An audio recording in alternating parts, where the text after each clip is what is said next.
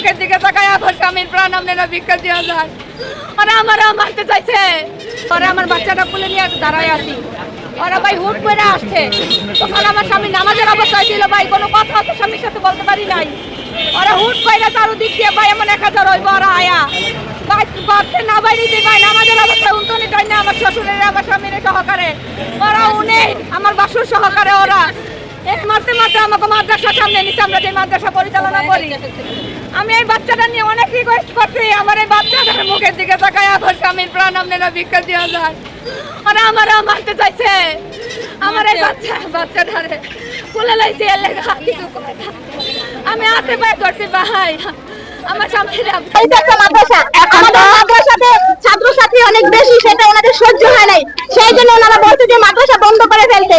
আমার ভাই বলছে আমি মাদ্রাসা পরিচালনা করবো, আমি বন্ধ করবো কেন, সেই ইস্যু নিয়ে সেটা নিয়ে নির্বাচনকে কেন্দ্র করে সেই জন্য আমার ভাইকে কুপিয়ে হত্যা করে ফেলা হয়েছে। এখন তো আগের কোনো দ্বন্দ্ব নিয়ে তো তাদের মধ্যে কোনো কিছু হয় নাই, এখন তো উদ্দেশ্য এই নির্বাচন নিয়ে তাদেরকে এই খুন করা হয়েছে।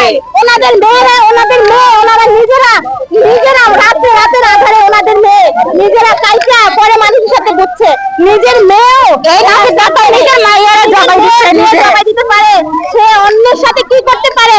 আপনাদের কাছে আমরা এটা আবদার রাখলাম, নিজের মেয়ে যে মারতে পারে সে অন্যের সাথে কি করতে পারে।